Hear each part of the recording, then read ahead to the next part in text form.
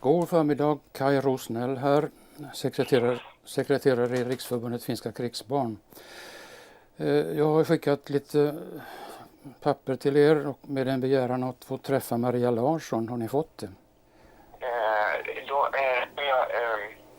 Jag ska in precis på ett sammanträde. Skulle du kunna ta och sända mig ett mejl? Så ska jag ta och återkomma till dig. Tack. Den här inlagan har vi alltså skickat både till socialutskottet och till minister Maria Larsson och till olika ministerier i Finland som bör veta om vårt krav på upprättelse och ersättning åt finska krigsbarn som utsatts för övergrepp eller vanvård.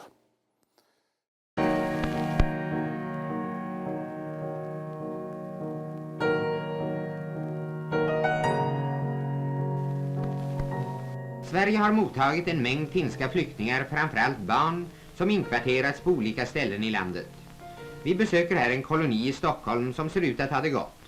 Det tas väl om hand och sköts om på bästa sätt, och vi får hoppas att det inte ska dröja så länge innan de kan återvända till sina föräldrar igen.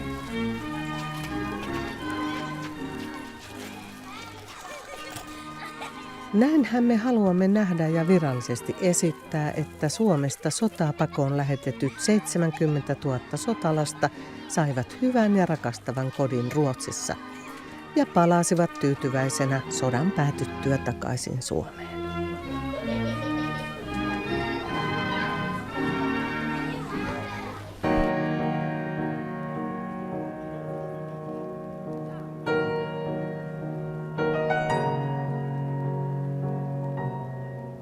On olemassa myös toisenlainen todellisuus, joka on haluttu virallisissa asiakirjoissa ja ihmisten välisissä keskusteluissa peittää. Tutkijoiden käsityksen mukaan jopa 1000 sotalapset joutuvat pahoinpitelyn ja muun muassa seksuaalisen hyväksikäytön kohteeksi Ruotsissa.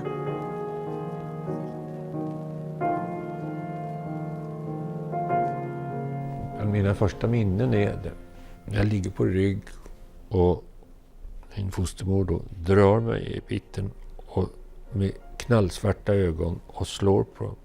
Fy, fy, fy, fy, fy. Och gillar du inte att jag börjar kissa på mig?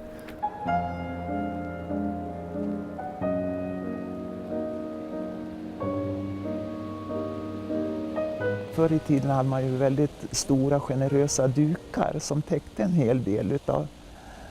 Så småningom så tog han min lilla hand och la den i sitt knä och gnugga på ett speciellt ställe. Så började det.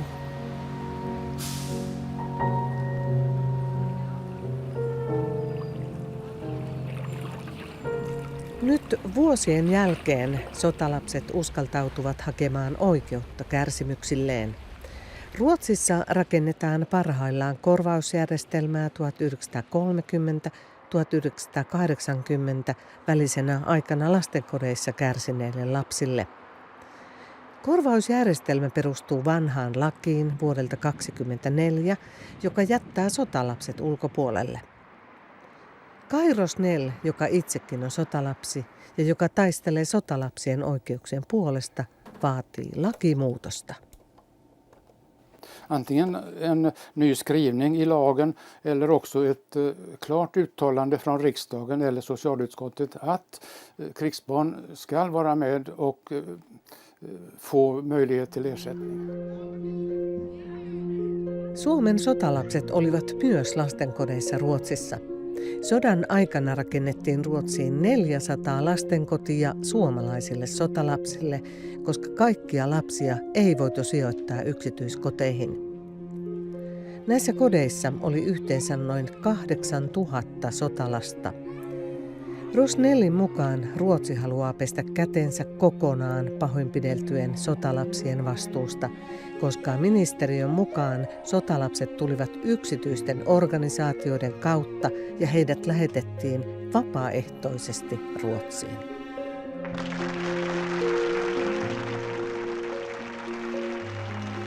När det gäller ersättningsfrågan så har det varit motstånd överallt. Ministern Maria Larsson har vägrat att ta tag i frågan. Hon svarar inte direkt på frågor heller. om det. Vid upprättelseceremonin i Stockholms stadshus i november förra året så svarade hon rakt ut när ett krigsman frågade att du hör inte hit, din mor skickade dig frivilligt till Sverige och det är bara de som blev tvångsomhändertagna som kan komma i fråga för ersättning. Så ungefär svarade hon.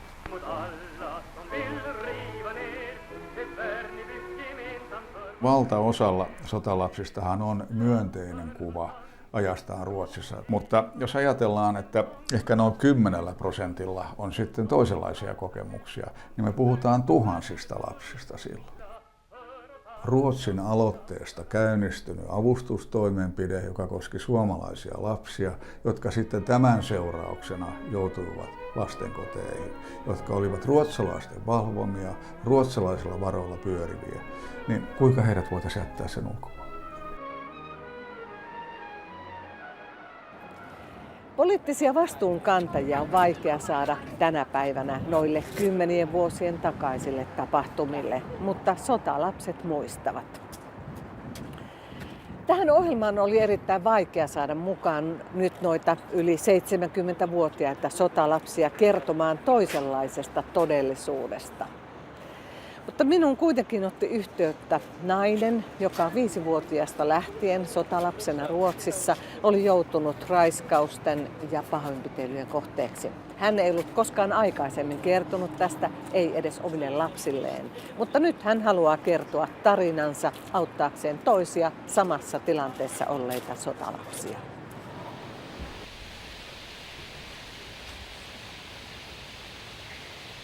Jag hamnade då i en familj som var djupt religiösa. Och då skulle man gå i söndagsskolan. Och varje söndag så hade man en minnesvers man skulle kunna utantill. Men jag hade ju språkbristningar naturligtvis. Så jag kunde inte de där minnesverserna alltid. Och då när vi kom hem, och speciellt om jag inte kunde den församlingen som min fosterfar var med i. Då gick han in i sovrummet och drog ner mina trosor. Gav mig stryk med björkris. Och på kvällen då kände jag på stjärten, då var den som ett gammaldags tvättbräda. Och då vet jag att jag sa Eiti.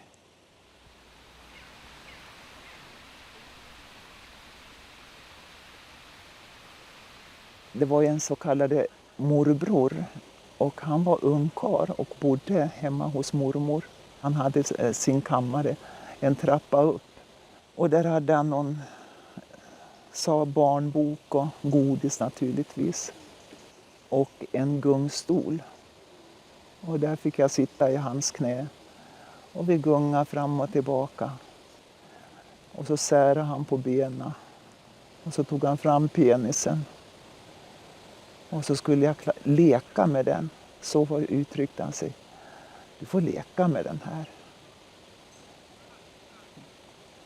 Men som sagt, för jag blev ju äldre och började i en juniorförening i en av församlingarna. Och det var kvällstid en gång i veckan. Så där lyckades han ju verkligen. Han passade mig. Och sen drog han in mig på ett sånt här gammeldags dass. Som det var uthusdass alltså. Och där tog han min oskuld liten som jag var. Jag var 11 år. Och jag försökte skrika.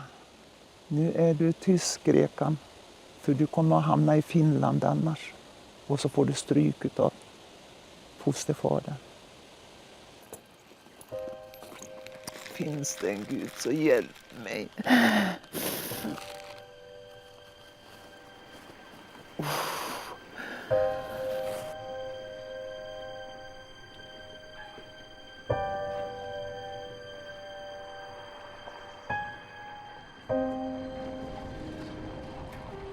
Tutkija Pertti Cavén on tehnyt väitöskirjansa sotalapsista. Cavenen mukaan Suomen valtio on alusta lähtien ollut mukana lastensiirtojen järjestämisessä Suomen puolella. Voidaan kiistatta todistaa myös Ruotsin valtion osuus lasten siirroissa sekä talvisodan että jatkosodan aikana. vaikka avustustoiminta lähti liikkeelle yksityisten ihmisten aloitteesta. Muodostettiin tämä komitea Suomen auttamiseksi sillä lailla, että kuningashuoneen jäsen sitten tuli sen johtoon. Ja kaikki rahavarat tuli Ruotsin valtion budjetin kautta. Niin kyllähän Ruotsin valtio on silloin siinä niin kuin olennainen tekijä. Tässä on tämä Suomea auttamassa Prins Wilhelm toimittama. Ja tässä on tämä hänen kuninkaallinen majesteettinsa päätös kuninkaallisen komitean asettamisesta Suomen avun keskusta varten. Eli tämähän juuri hoiti lastensiirtoja. Ja se talvisodan lastensiirto, se oli niin kuin se perusta myöskin jatkosodalle. Et silloinhan me luotiin malli siitä tavasta, miten autetaan Suomen lapsia. Sitten siirrytään jatkosotaan. Jälleen Ruotsi teki aloitteen lastensiirroista. Kyseessä oli siis Ruotsin tarjoama avustusmuoto, ei Suomen pyytämä. Ja syyskuun alussa 1941 silloinen sosiaaliministeri Fagerholm sai tällaisen kutsun Ruotsista. Eli hänen tuli itsensä vahvistaa, että lastensiirrot ovat toivottavia, ja sen jälkeen, kun hän oli tämän päättänyt, annettaisiin varoja hänen käyttöönsä. Ja tässä on sitten tämä rahalähetys, eli 200 000 markkaa lastensiirtojen kustannuksiin, joita Ruotsi lahjoitti. Seuraamme erään lapsijunan lähtöä ja matkaa. Se on alkanut Kannakselta ja olemme päässeet jo Kuopioon asti. Päämajan sairasjuna lääkäreineen, hoitajineen ja muine henkilökuntineen vie pienen väen Haaparantaan. Ruotsi teki tarjouksen 15 000 karjalaislapsen siirrosta Ruotsiin. Ja tässä Ruotsin sosiaalihallituksen edustaja Erlander sopi asiasta Suomen sosiaaliministeri Aleksi Aaltosen kanssa. Eli tässä valtiovallan edustajat keskenään tekivät sopimuksen siitä, että 15 000 lasta siirretään Ruotsiin. Ja näille lapsille ei enää riittänyt kaikille kasvatuskoteja, eli tuotiin esille ajatus parakkien, lastenkotien ynnä muiden vastaavien tilojen järjestämisestä näille karjalaislapsille. Ruotsin aloitteesta lähetettiin Suomesta kaikkiaan noin 70 000 lasta Ruotsiin. Tutkija Kavenin mukaan sotalapsien lähettäminen oli alusta loppuun kahden valtion välistä poliittista peliä, jossa pelinappuloina olivat lapset. Koska Ruotsi auliisti tarjosi apuaan, niin Suomen silloinen sosiaaliministeri K.A. Fagerholm kaavaili jopa 350 000 lapsen siirtämisestä Ruotsiin. För andra gången i detta världskrig skövlas tusentals bostäder och hem i vårt grannland på andra sidan Bottenhavet. Tusentals familjer förlorar allt vad de äger och har. Lastensiirroista oli konkreettista hyötyä Suomelle. Maan elintarviketilanne helpottui ja samalla naiset vapautuivat sotateollisuuden käyttöön. Suomessa oli myös pelko maan miehityksestä ja siksi oli hyvä, että edes jotkut pelastuivat.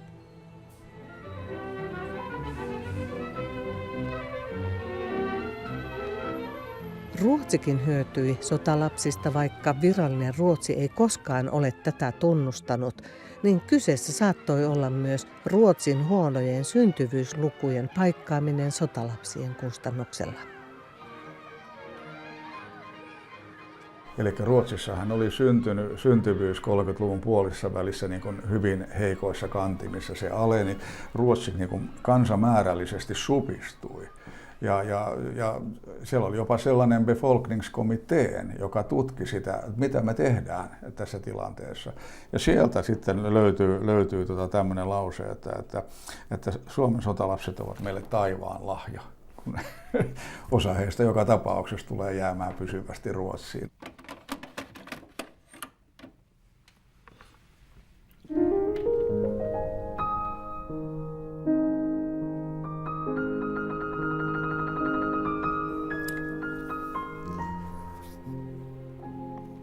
Det är min far. Han stupade den 29 december 1939.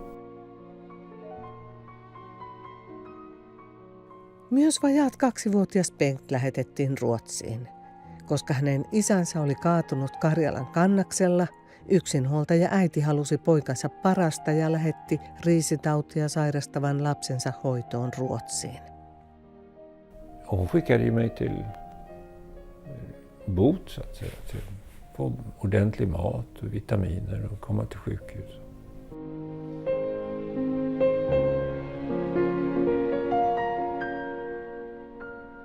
I mitt första minne att jag känner jag gungar liksom, någon går så här med mig.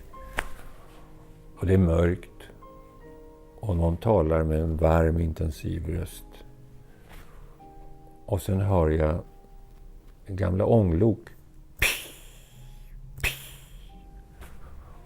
Och jag tålde inte åka tåg till jag var 30 år faktiskt. Och de där gamla ångloken, jag fick fullständig panik inom mig när jag hörde ett ånglok.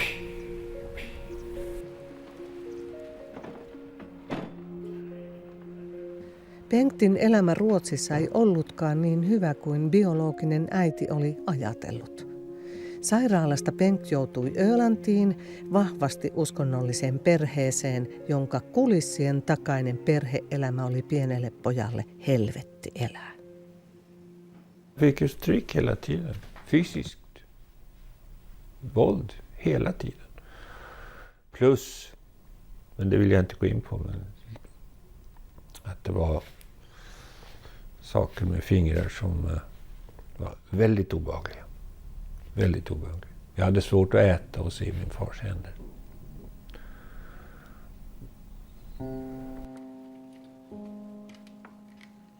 Det var ju total ensamhet och både fysisk och psykisk misshandel och också inslag av pedofili. Alltså det kan ju inte vara så mycket värre.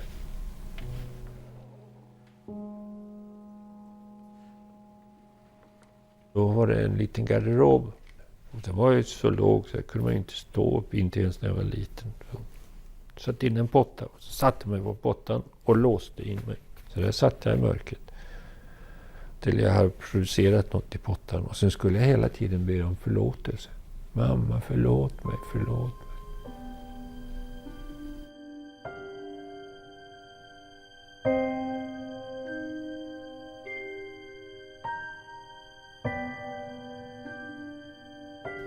Barn döljer ju saker i familjen till det yttersta. Det måste ju finnas många i den här finska gruppen som råkat illa ut. Jag har ju trots allt överlevt, men utan mina lärare och utan mitt läshuvud så att säga, min intelligens, då hade jag gått under.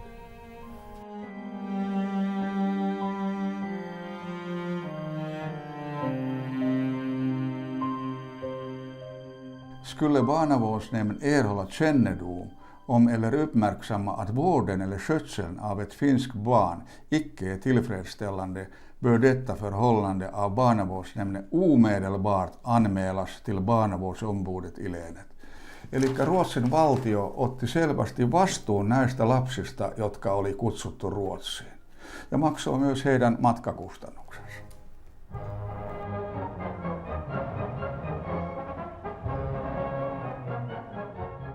Valtion tiedotuslaitos kielsi jyrkästi lehdistöä kritisoimasta lastensiirtoja ja kaiken negatiivisen kritiikin, mikä kohdistui Ruotsiin. Piti olla kiitollinen saadusta avusta. Tärkeintä oli ylläpitää hyvät suhteet Ruotsiin. Eikä Ruotsikaan pannut sensuuria pahakseen, sillä se pelkäsi suututtavansa Venäjän lastensiirroilla. Samalla propagandakoneisto loi yleisesti romantisoidun kuvan sotalasten hyvästä elämästä Ruotsissa. Saattajaksi on tullut itse sosiaaliministeri Aaltonen, joka muutenkin valppaasti seuraa alaisensa lastensiirtokomitean työtä.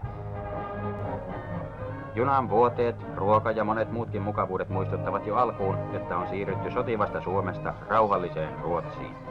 Siellä toimiva Hjälpkommittén för Finlands barn, johtajanaan tuomari Lars Östberg, vastaa Ruotsissa sosiaaliministeriön lastensiirtokomiteaa ja silläkin on asiamiehensä joka läänissä ja eri paikkakunnilla. Komitea vastaanottaa ja sijoittaa lapset ensisijassa yksityiskoteihin Norlannista eteläisimpään Skåneen saakka.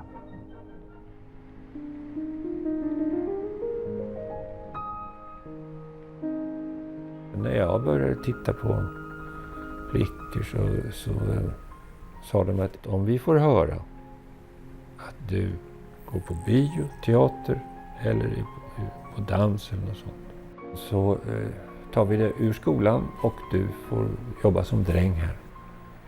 Så de berövade mig inte bara min barndom utan min ungdom faktiskt.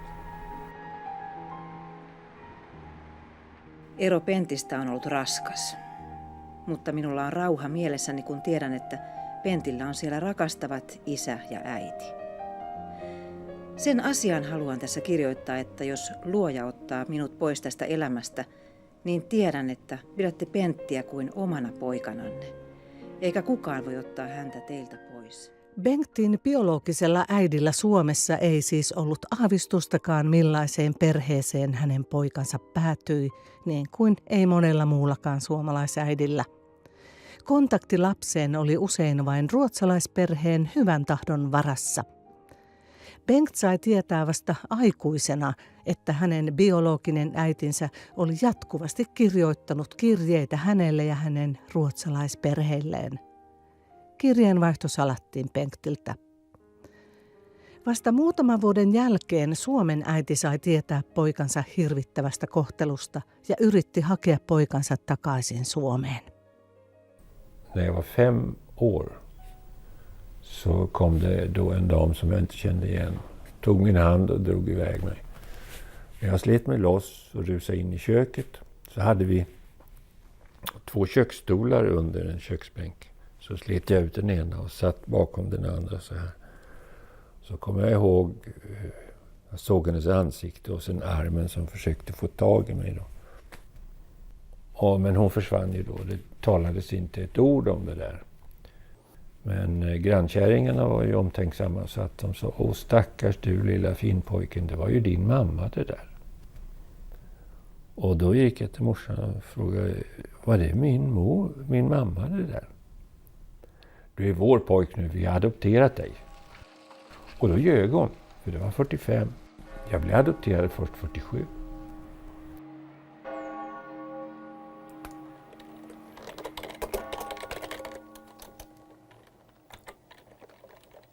Det är ju omöjligt att veta hur många finska krigsbarn som blev utsatta för övergrepp under de här åren. Det är ju ett enormt mörkertal där. Jag har bara 24 på min lista. Jag misstänker att om det blir så att krigsbarn får chans till prövning av sina saker och att detta kommer ut i medierna, så kan det ju bli en tillströmning av nya sökande naturligtvis. Då kan det ju växa till något 100-tal.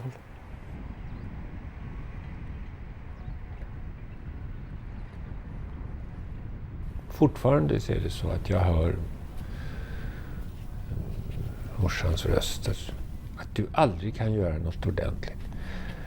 Det var rätt jobbigt att hålla på med kirurgi och höra den där rösten inom sig att man aldrig gjort något ordentligt. Jag sa till min mor innan hon dog. Som ni har behandlat mig så jag är rädd att jag kommer att supa ihjäl mig. Ja, det är väl inte mitt fel.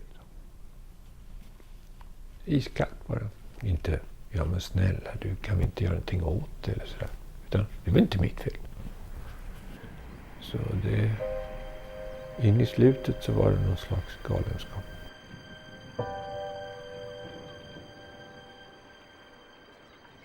Kansainvälisten tutkimusten mukaan lasten lähettäminen Ruotsiin oli erehdys.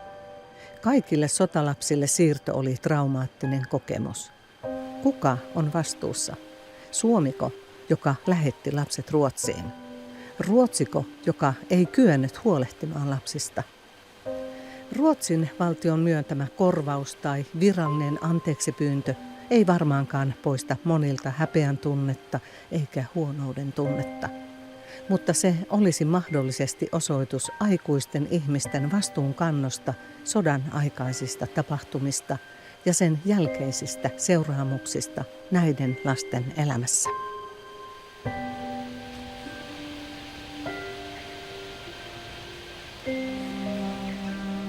har lidit minst lika mycket, om inte mer, än dessa svenska barn som hamnade i fosterhem eller barnhem.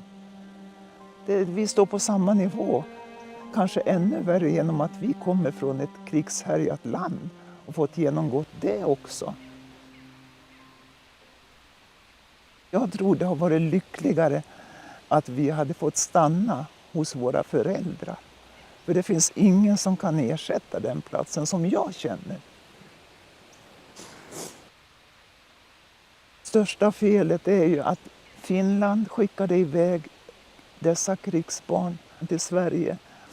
Och då hade de gjort sitt. Då hade de gjort någonting som var väldigt bra. Naturligtvis tänkte de så. Sen kommer vi till Sverige.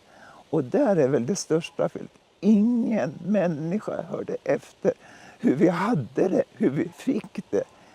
Utan allting var tyst. Vi fick bara genomlida allt. En del naturligtvis har haft det väldigt bra. En del har haft det dåligt. En del har haft ett helvete.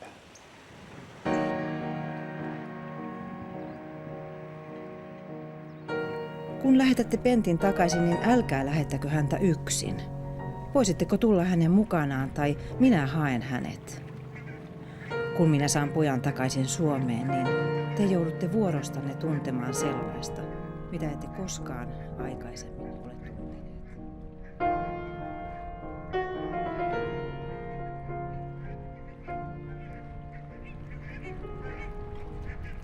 Det är mycket märkligt att det inte gäller krigsbarn och tydligen inte heller adoptivbarn. Det är ju groteskt.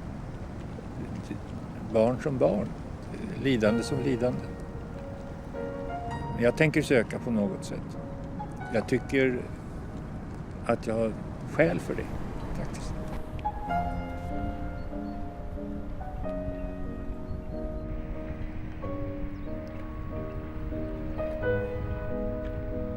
Tidigare så kunde jag fara ner bara sådär och hälsa på. Gå runt och hälsa på några gamla skolkamrater eller sådär. Men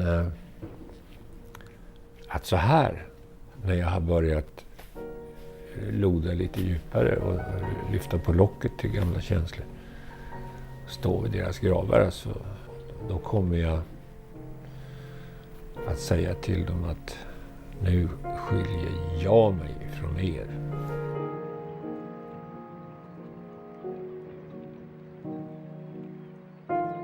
Förlåta kan jag ju inte. Nej, det går inte. Men jag är ändå inte bitter.